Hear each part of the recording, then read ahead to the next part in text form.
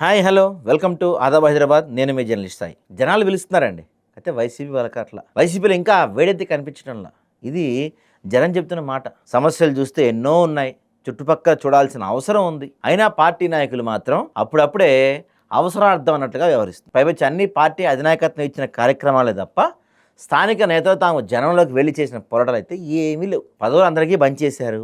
అయితే ఆ పదవులన్నీ బాధ్యతగా తీసుకోకుండా అలంకారంగానే భావిస్తేనే ఇబ్బందులు జరుగుతాయి. ఉత్తరాంధ్రలో 3 ఉమ్మడి జిల్లాల్లో వైసీపీ పరిస్థితి ఉంది. నాయకుల మాటలు మీడియా గడప దాటం లేదు. ఓ కఠినమైన విమర్శ ఇది. వైసీపీ అధినాయకత్వం స్థానికంగా ఉన్న సమస్యలను గుర్తించి వాటి విషయాలు తగిన విధంగా నిరసన కార్యక్రమాలు చేపట్టాలని దిశానిర్దేశం చేసింది. క్షేత్రస్థాయిలో నిరంతరం ఉంటూ ప్రజలతో వారి సమస్యలతో మమేకం కావాలని కోరింది. అయితే జరుగుతుంది మాత్రం వేరేగా ఉంది. ఉదాహరణకు తీసుకుంటే రాష్ట్రంలో మెడికల్ కాలేజీని ప్రైవేట్ పరం చేశారని కూటమి భావించింది.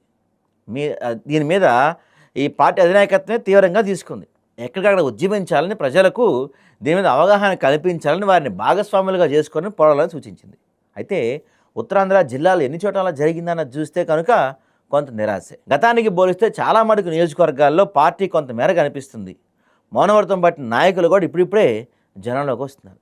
అయితే అసెంబ్లీ నియోజకవర్గాల ఇన్ఛార్జీలు, పార్టీ పదవులు అందుకున్న ఇతర ముఖ్యులతో మాత్రం రావాల్సిన చురుకుదనం అయితే రావటం లేదు. ఒక నిష్ఠూరమైన సత్యం ఉంది. ఏంటంటే కోటి సంతకాల సేకరణ అన్నది ఆషామాషి వ్యవహారం అయితే కాదు. ఎందుకంటే ప్రజల వద్దకు వెళ్ళాలి, వివిధ వర్గాలతో కలిసి వారికి సమస్య వివరించాలి, ఆ మీదట అందరి నుంచి సంతకాలు తీసుకోవాలి. కానీ క్షేత్రస్థాయి విధంగా జరుగుతుందా అంటే కొన్ని చోట్ల మాత్రమే. ఈ రోజుకి కోటి సంతకాల సేకరణ మందకోడిగా సాగుతున్న నియోజకవర్గాలు అనేకం ఉన్నాయి. ఇక చాలా అసెంబ్లీ నియోజకవర్గాల్లో ఇన్ఛార్జీలు చూస్తే దూకుడుగా లేరు. వీరిలో సీనియర్ నేతలు కూడా ఉన్నారు. వైసీపీ ఓటమి పాలే ఏకంగా 1.5 year అయిపోయింది. ఓవైపు చూస్తే హనీమూన్ పీరియడ్ కూడా ముగిసిపోయింది. కానీ ఇంకా గడప కదలనివారు, కానీ పార్టీ కంటే తమ సొంత పనులే ముఖ్యమని భావించేవారు చాలానే ఉన్నారు. ఉత్తరాంధ్రలో వైసీపీకి క్షేత్రస్థాయిలో బలం ఉండి నాయకత్వం గట్టిగా లేని భావిస్తున్న నియోజకవర్గాలు అనేకం ఉన్నాయి. ఉమ్మడి విశాఖలో చూస్తే మొత్తం 15 అసెంబ్లీ స్థానాలు ఉంటే వైసీపీకి ఏజెన్సీలో 2 సీట్లు మాత్రమే గెలిచింది. అందులో పాడేరు, అరకు. అయితే పాడేరు అసెంబ్లీ నియోజకవర్గంలో ఎమ్మెల్యే కొంత చురుగ్గా ఉంటున్నారు, పార్టీ పరంగా కార్యక్రమాలు నిర్వహిస్తున్నారు.